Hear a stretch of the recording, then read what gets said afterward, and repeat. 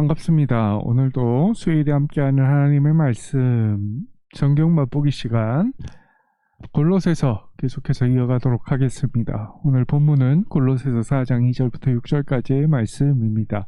함께 읽도록 하겠습니다. 기도를 계속하고 기도에 감사함으로 깨어있으라.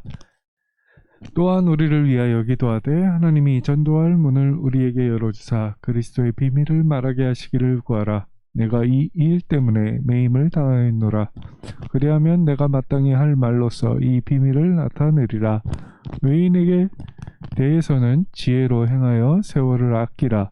너희 말을 항상 은혜 가운데에서 소금으로 맛을냄과 같이 하라. 그리하면 각 사람에게 마땅히 대답할 것을 알리리라. 아멘. 네. 이 본문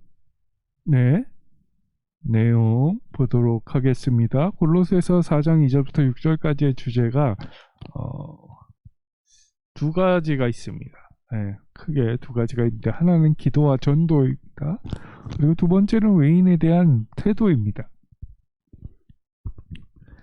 이 단락은 기도에 대한 권면의 말씀으로 시작을 하지만 전체적인 주제는 비그리스도인에 대한 것입니다.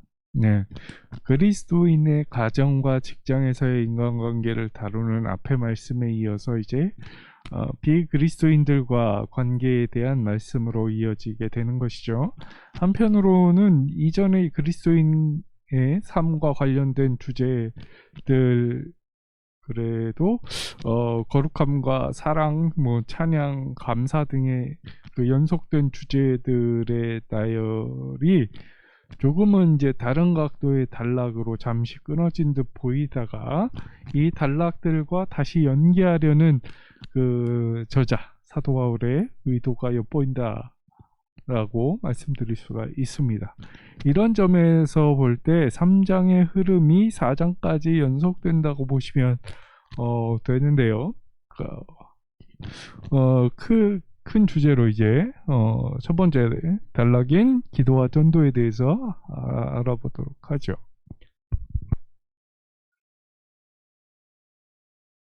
앞 단락의 그 독자들 내 상호관계에 대한 말씀이 이제는 기도와 관련된 이 부분에서 하나님과 독자들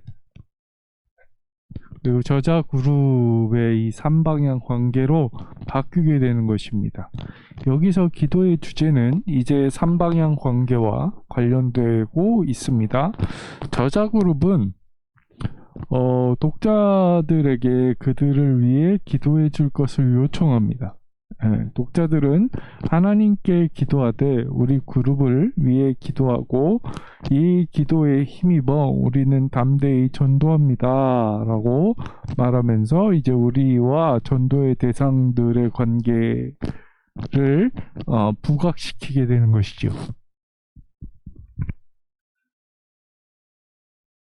우선 2절은 기도에 대한 권면으로 시작을 하게 됩니다. 그 첫 번째 의도가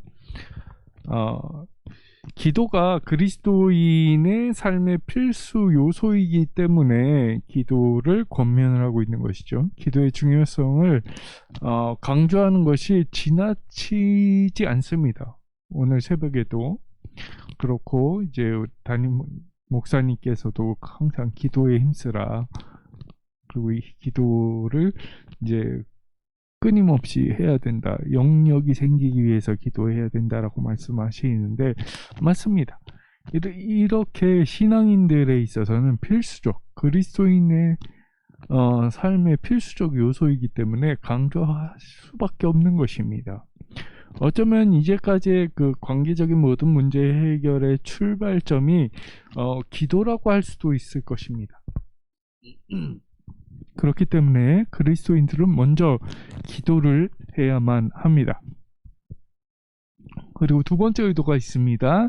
두 번째 의도는 기도는 계속되어야 하며 기도는 늘 해야 할 그 무엇이기 때문입니다.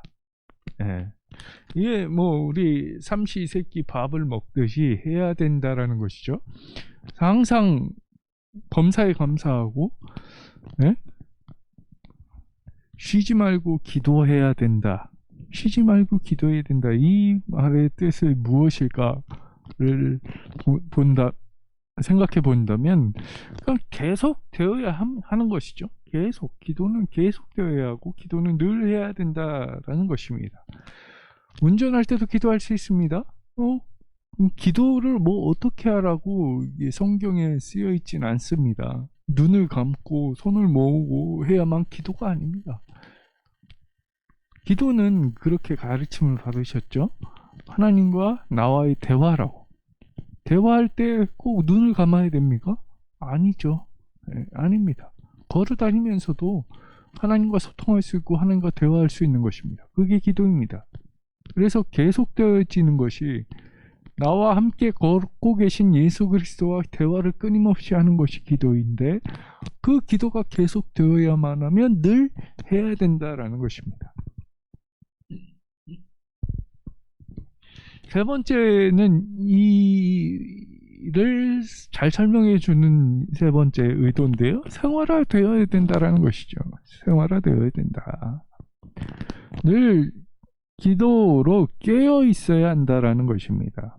네, 모든 일에 모든 것을 위해 기도해야 할 것을 이제 말씀하신 것이고, 그게 의도화된 것입니다. 그리고 네 번째 의도가 있는데요. 기도에 감사함이 연계되어야 한다라는 것입니다. 네, 기도의 자세와 관련해서 감사함을 말씀한 것입니다. 항상 감사해야 된다는 것이죠. 범사에 감사하라. 그 다음에 이제 쉬지 말고 기도하라가 나온 이유가 이것입니다. 네, 감사한 마음 없이 기도를 하면 그것은 이제 조금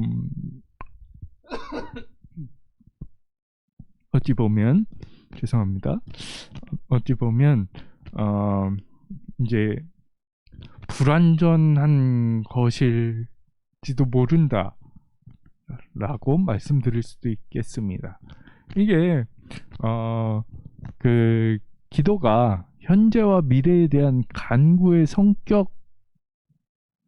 감사가 이제 빠진 것은, 그러면 불완전한 것이죠. 오히려 과거와 현재까지 이루신 일에 대해서 감사하고, 이제 미래에 대해서도 역사하실 그 역사를 이루실 것에 대한 소망과 믿음에 대한 감사가 더해져야 함을 이 2절에서는 말씀하고 있는 것입니다. 이렇게 살펴본 네 가지의 그 관점을 가지고 기도하는 자만이 사실 타인을 위해서 중보 기도할 때 그 중보 기도의 능력을 크게 발휘할 수 있습니다. 이렇게 네 가지를 가지고 기도할 때 타인을 위한 중보 기도의 능력이 어떤지 아는 사람들입니다. 엄청난 힘을 가지고 있습니다. 골로새 교인들의 기도를 구하는 이 바울의 요청은 중보 기도의 능력이 어떤지 아는 사도의 이 겸손함입니다. 이들이 기도할 때 또한 우리를 위해 기도해 줄 것을 요청하는데요. 바울이 요청한 이 중보 기도의 내용은 철저히 복음 전파를 위한 것입니다. 전도의 문을 열어주시도록 기도해 달라는 것이죠. 그래서 그리스도의 비밀을 말할 수 있게 해달라는 것입니다. 이 부분에서 사도 바울의 이 심정이 얼마나 그리스도의 비밀에 심취해 있는지, 그래서 얼마나 그 비밀을 전하고 싶어 하는지 그 열정을 느낄 수 있으셔야 합니다. 그는 이를 위해서 매임까지 받았습니다. 속박까지 당했습니다. 그 어떤 비용을 지불해서라도 그리스도의 비밀을 전하기를 소원하는 이 사도 바울은 그렇게 할 수 없는 환경을 넘어서서 복음 전파의 사명을 감당할 수 있도록 골로새 교인에게 기도를 부탁하고 있는 것입니다. 바울이 확신하는 것은요, 이런 기도를 통해서 마땅히 할 말을 전할 수 있다라는 것입니다.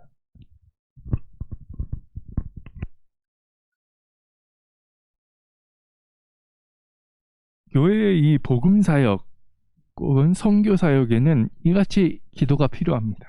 기도를 통해 문이 열리고 기도를 통해 증거의 힘을 얻습니다.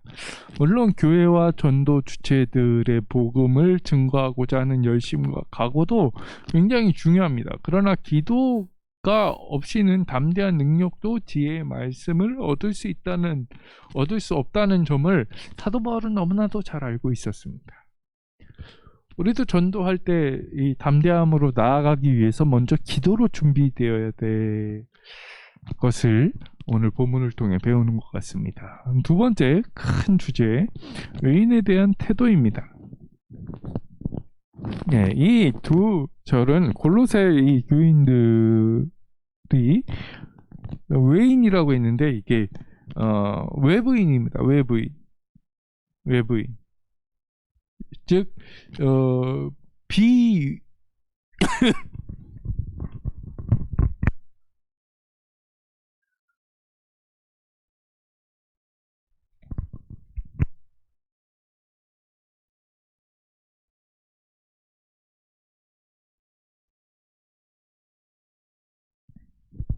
네. 즉 그리스도인이 아니라 비그리스도인, 하나님을 믿지 않는 이방인들이죠. 이방인들. 네.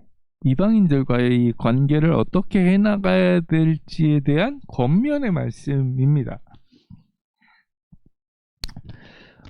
이 권면의 말씀도 이 외인에 대한 태도도 그 세부적으로 나누게 되면 5가지로 나눌 수 있습니다. 첫 번째로 이 지혜로 행하라고 말씀하십니다.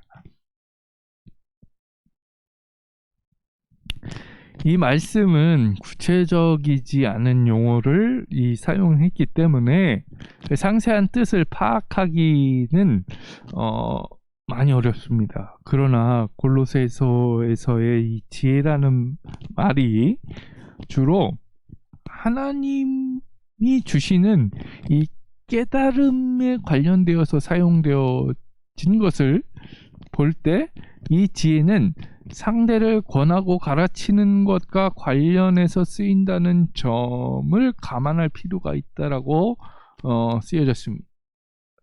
쓰여졌음을 우리가 감안하고 읽으실 필요가 있다.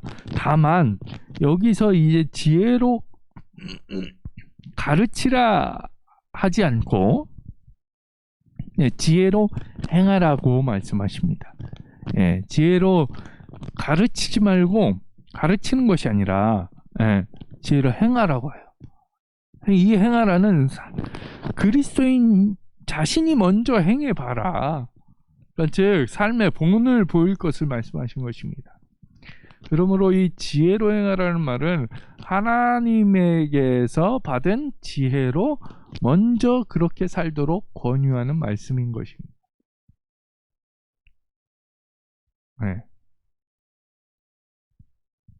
두 번째,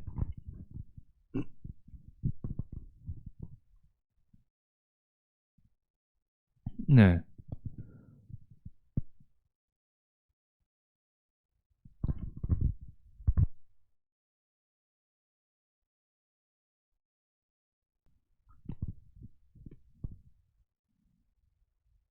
네, 그리고 둘째로, 세월을 아끼라라고 말씀하시죠. 네. 세월을 아끼라라는 이 말은 문자적으로는 시간을 구속하라는 말입니다. 그런데 이는 시간을 낭비하지 말고 최대한 이용할 것을 권면하는 말씀입니다. 그것은 이 앞에 지혜로 행할 것을 보충해 주는 역할을 하는데요. 이 지혜로 행하되 시간을 최대한 활용해서 하라는 말씀입니다. 이것을 이제 쉽게 풀어서 설명하자면 이제 쓰잘데기 없는 일에 시간을 낭비하지 말고 다른 이들을 섬기는 일에 오히려 시간을 활용하라라는 뜻이 내포되어 있는 말씀입니다. 네.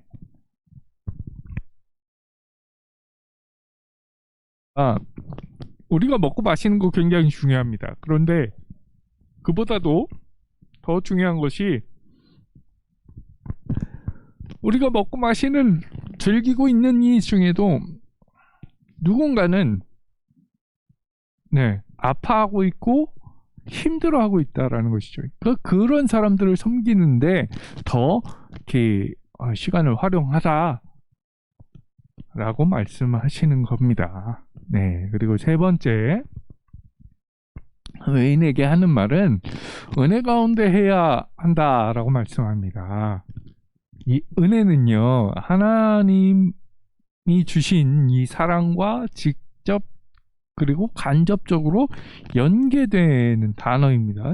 그러므로 이 말씀은 말할 때마다 항상 하나님께서 주시는 이 은혜, 즉 그 하나님의 사랑 안에서 그 사랑으로 그리고 상대방에게 그 같은 은혜가 미치도록 해야 한다는 것입니다. 네 번째, 앞의 말씀에 소금으로 고르게 함이라는 어구가 붙여집니다. 이것은 말을 상황에 적합하게 하라는 뜻입니다. 아무 때나 아무 말을 하는 것이 아니라 시의적절한 말을 적합할 때 하라는 것입니다. 이것은 이제 지혜로 행하는 것과 관련되는 말씀이라고 보시면 됩니다. 다섯 번째, 이같이 할 때 각 사람에게 어떻게 말을 해야 할지를 알게 될 것이다 라고 말씀하십니다. 이것은 이 개별적인 상황에서 그리스도인으로서 어떻게 반응해야 될지를 알게 된다라는 것이죠. 한편으론 이 말씀은 이 외인에 대한 전도나 이방인에 대한 전도나 복음 전파에 대한 말씀이기도 합니다. 이렇게 보면 이 중보기도의 요청에 이어서 이 외인, 이방인에 대한 전도의 이슈로 시작했던 말씀이 다시 전도의 주제로 마무리된 것이라고 볼 수도 있습니다.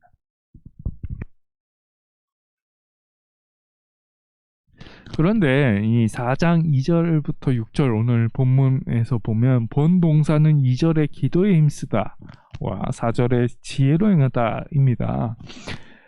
이 말은 외인들에 대해서 어떻게 해야 할지를 다룰 때 먼저 기도하는 것과 지혜로 행하는 것이 가장 기본적이라는 의미를 담고 있습니다. 그러므로 복음 전파나 전도하려는 시도도 이 두 명령에서 벗어날 수 없습니다. 다시 말하면 기도와 그리스도인의 삶이라는 것이 전도에 우선한다라는 말입니다. 이 둘이 함께 전도를 가능케 하는 문의 역할을 하는 것입니다. 그래서 오늘 또 우리가 이 기도에 힘쓰는 하나님의 기뻐하시는 주님의 하나님의 백성이 되시기를 바랍니다. 오늘은 여기까지 하겠습니다. 감사합니다.